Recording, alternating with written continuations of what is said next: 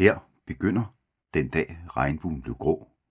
Danske skæbnefortællinger i USA efter 9/11 af Bo Østlund. Indlæst af Thomas Leth Rasmussen for AV Forlaget. Forord.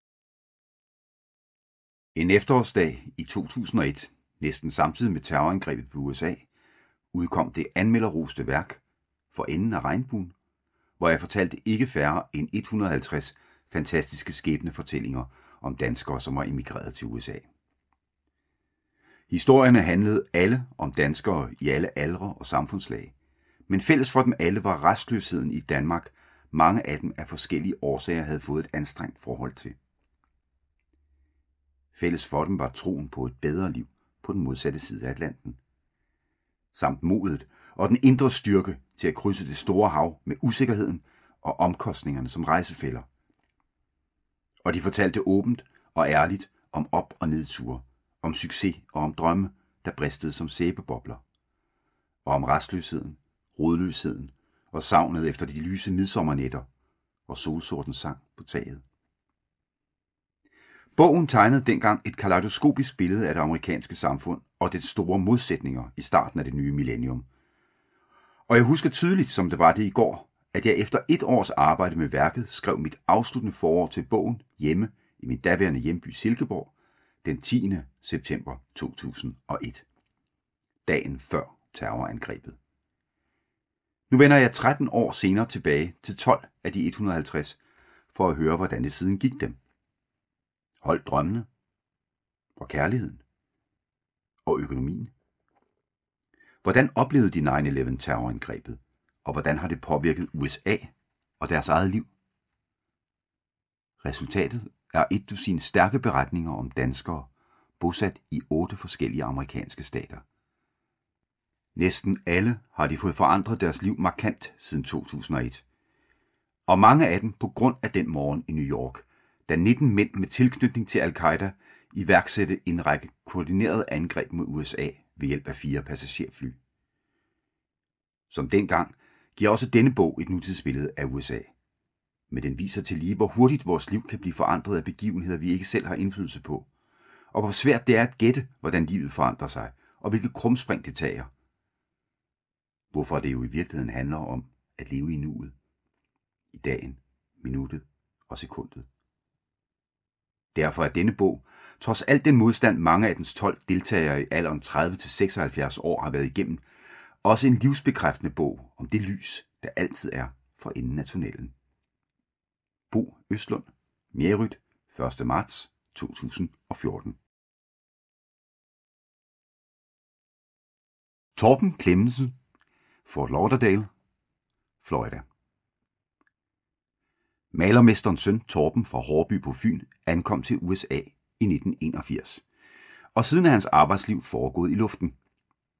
Og 2 gange har det været tæt på at gå helt galt, fortalte han i For enden af regnbuen i 2001.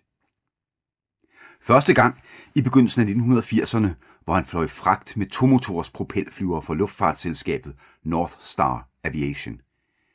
Piloterne fløj alene om natten med en masse vægt i al slags vejr, både snestorm og tordenvejr, og de skulle lande på meget små landingsbaner højt oppe i bjergene. Den ene gang, det var ved at gå galt, var på en anflyvning til South Lake Tahoe oppe i bjergene. Det var en forrygende snestorm, og min ene motor stoppede næsten.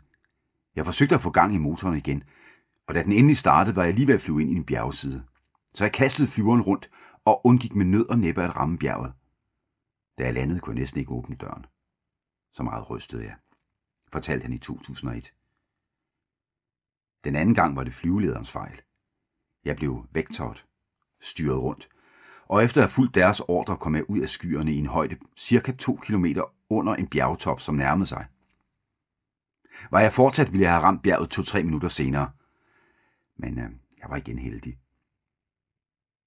Torben, som netop er fyldt 60 år, boede også i 2001 i Fort Lauderdale med sin 14 år yngre, smukke argentinske hustru Valeria, som i august 2001 fødte parrets eneste barn, datteren Sofia. I 2001 havde Torben arbejdet 14 år som pilot hos American Airlines. Torben og terroren. En af hans gode venner og pilotkolleger fra American Airlines blev dræbt den 11. september 2001. Og et halvt år efter 9/11 blev Torbens egen flyafgang udsat for en trussel om at blive sprængt i luften over Miami. Han skulle selv have været ude at flyve som luftkaptajn i American Airlines den 11. september 2001. Men al flyvning blev indstillet efter terrorangrebet mod USA, hvor en af hans gode venner og kolleger var piloten på det tredje fly, som blev kapret af 5 islamiske terrorister og bragt til styrt i Pentagon tæt på Washington, D.C. Charles Burlingame var luftkaptajn på Flight 77, en Boeing 757-223, og han blev dræbt sammen med de 64 personer i flyet og 125 andre i bygningen. Det var helt absurd. Både min hustru Valeria og jeg var gode venner med Chip, som havde boet her i vores hjemby Fort Lauderdale i Florida. Han var imidlertid flyttet op til Washington, så han kunne være tættere på sit arbejde, når han ikke fløj. Kaptajn Burlingame havde fløjet i det amerikanske luftvåben, og han havde arbejdet sig op inden for ledelsen, efter han var færdig med at flyve jagerfly. Han havde derfor fået et job i Pentagon, og derfor var det jo helt absurd, at det netop var Chip, som var kaptajn på American Airlines, som styrtede ind i Pentagon, lyder det fra Torben Clemmensen. Det første fly, som blev kapret den morgen for 13 år siden, kom også fra American Airlines. Flight 11 skulle oprindeligt fra Boston til Los Angeles International Airport, men det endte med at blive styrtet ind i World Trade Centers nordlige tårn i New York kl. 08:46.